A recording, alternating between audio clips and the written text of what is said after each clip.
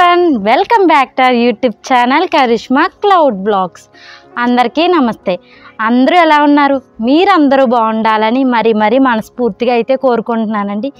ఈ రోజైతే మీ ముందుకి ఒక కొత్త వీడియో అయితే వచ్చేసాను. ఏంటి ఆ వీడియో అనుకుంటున్నారా? ఏంటో తెలుసుకునే ముందు ఈ వీడియో అంతకన్నా ముందు మీరు మాత్రం మన ఛానల్ని సబ్స్క్రైబ్ చేసుకోవడం మాత్రం అస్సలు మర్చిపోకండి. కింద సబ్స్క్రైబ్ బటన్ ఉంటుంది, ఖచ్చితంగా మీరు మాత్రం సబ్స్క్రైబ్ చేసుకోండి.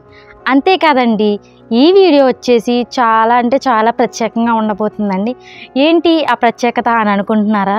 ఏంటి ఆ ప్రత్యేకత అంటే వచ్చి 26 బుధవారం మహాశివరాత్రి కదండి. నాతో పాటు మీరు కూడా అసలు మహాశివరాత్రి అంటే ఏంటి, మహాశివరాత్రి ఎలా చేసుకుంటారు, మహాశివరాత్రి యొక్క విశిష్టత గురించి ఈ వీడియోలో అయితే మీరు చూసేయండి. ఇప్పటి వరకు మన ఛానల్ని సబ్స్క్రైబ్ చేసుకోవడం వాళ్ళు మాత్రం తప్పనిసరిగా మాత్రం సబ్స్క్రైబ్ అయితే చేసుకోండి. మనకైతే మహాశివరాత్రి గురించి ఫుల్గా అయితే తెలియదు కదండి, ఏదో కొంచెం తెలుసు అంతే. కానీ ఈరోజైతే గురువు గారిని అడిగి అయితే తెలుసుకుందాం.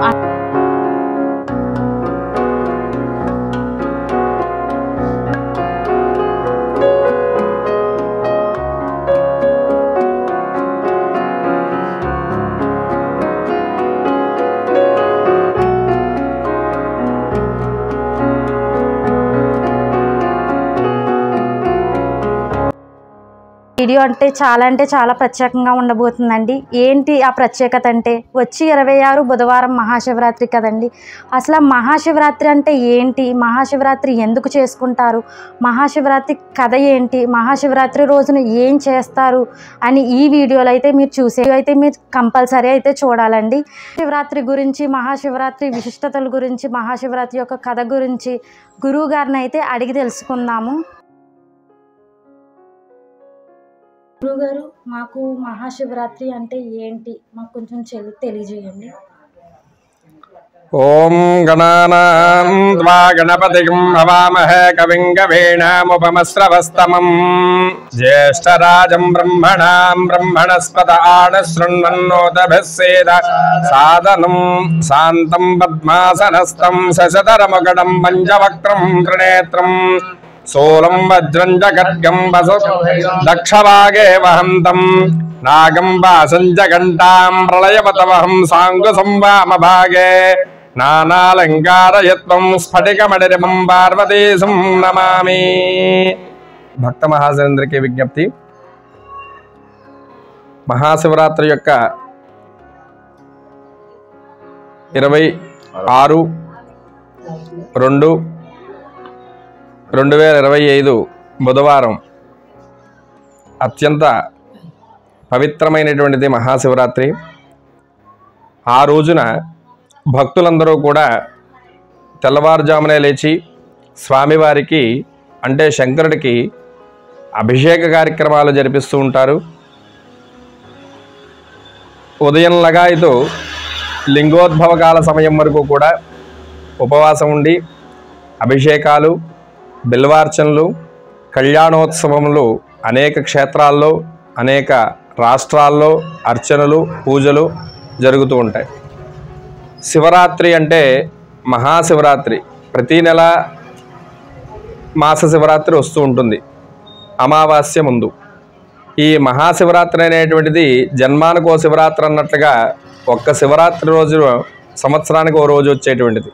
అందున మాఘమాసంలో వచ్చేటువంటి దాన్ని శివరాత్రి అంటారు.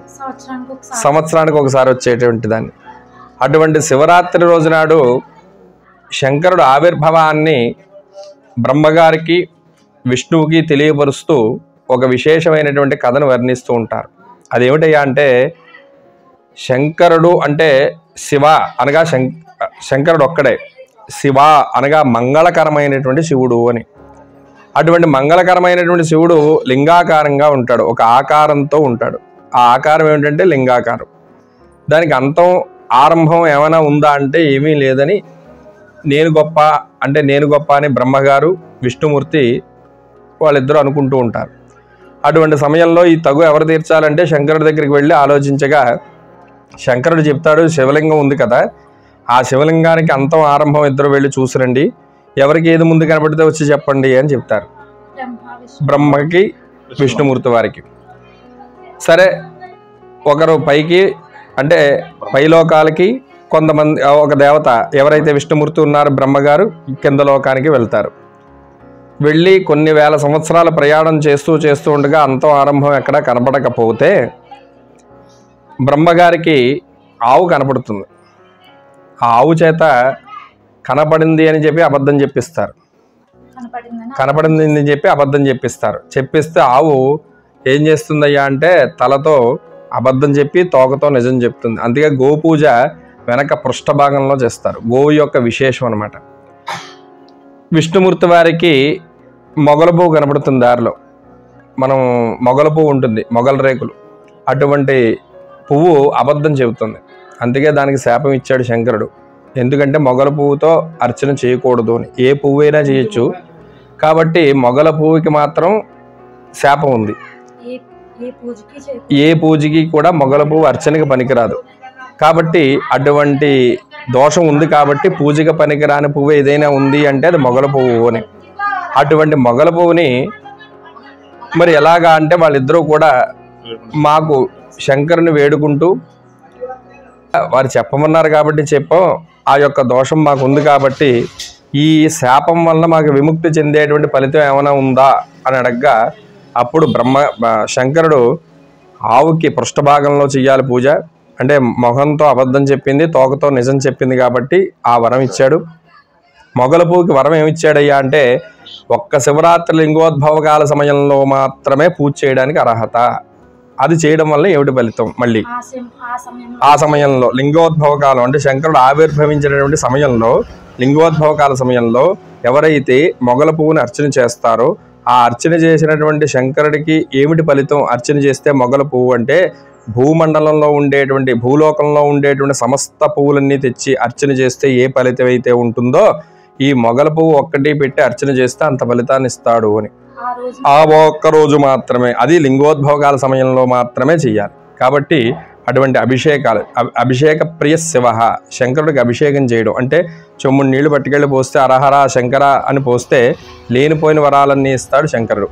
అటువంటి శంకరుడికి శివరాత్రి రోజు నాడు, జన్మానికో శివరాత్రి, ఏ మహాశివరాత్రి చేసినా చేయకపోయినా మహాశివరాత్రి రోజు నాడు చక్కగా భక్తులందరూ కూడా ఆలయాలకు వెళ్ళి పాలు, పెరుగు, నెయ్యి, తేనె, పంచదార, పళ్ళరసాలు, విభూది, గంధం ఇలా పవిత్రమైనటువంటి ద్రవ్యాలన్నీ కూడా శంకరుడికి అభిషేకించి తత్ఫలితాన్ని పొంది జన్మానికో శివరాత్రి, మళ్ళీ జన్మ ఉంటుందో ఉండదో, జన్మరాహిత్యం అయిపోతుంది, అటువంటి జన్మని మాకు ఇవ్వయ్యా అని కోరుతూ చక్కగా అభిషేక కార్యక్రమాలు చేస్తారు. ఒక్క మారేడు దళాన్ని సమర్పణ చేస్తేనే 3 జన్మల్లో చేసిన పాపాన్ని పోగొడతాడు. అలాంటిది ఆ రోజు లక్ష బిల్వార్చన కార్యక్రమాలు చేస్తూ ఉంటారు శివరాత్రి రోజు నాడు.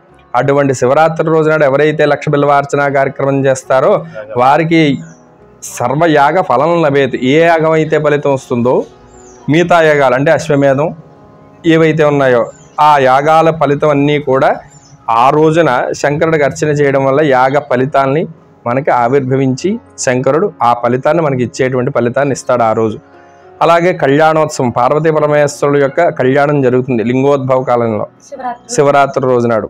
మనకి మహాక్షేత్రం అయినటువంటి శ్రీశైలంలో కూడా జరుగుతూ ఉంటుంది. ఆ రోజు కన్నులు పండుగగా జరుగుతూ ఉంటాయి ప్రతి దేవాలయంలో, ప్రతి ఆలయాల్లో. ఆ రోజు శివ కళ్యాణాలు, శివపార్వతుల కళ్యాణాలు కన్నులు విండుగా ఆ విద్యుత్ దీప అలంకారాల్లో చక్కగా జరుగుతూ ఉంటుంది. మనకి ప్రత్యక్ష క్షేత్రం ఏమిటయ్యా అంటే శ్రీశైలం. అటువంటి శ్రీశైలంలో కూడా మనకి స్వామి దర్శనం ఇస్తాడు. అటువంటి శంకరుడి దర్శనం శివరాత్రి, మహాశివరాత్రి రోజు నాడు చేయడం వల్ల సర్వ పాపములన్నీ కూడా నిర్మూలన చెందుతాయి. అటువంటి ఫలితాన్ని ఇచ్చేటువంటి వాడు శంకరుడు అని. అటువంటి శంకరుడికి భస్మం చేత, విభూది చేత, భస్మం అంటే విభూదిని, గంధం చేత, సుగంధ ద్రవ్యాల చేత, పాలు, పెరుగు, నెయ్యి, తేనె, పంచదార ఇలా సుగంధ ద్రవ్యాలు, పంచామృతాలు, కొబ్బరి నీళ్లతో అనేక మంది భక్తులు అనేక దేవాలయాల్లోకి వెళ్ళి అర్చన కైంకర్యాలు చేసి తత్ఫలితాన్ని పొంది వారి కుటుంబాలు ఆయురారోగ్యాలతో విరాజిల్లుతూ ఉంటారు. ఈ యొక్క ప్రదేశం మంది వేదభూమి, కర్మభూమి. ఇక్కడ ఇటువంటి ప్రతి దేవాలయంలో కూడా అభిషేకాలు జరుగుతూ ఉంటాయి అని.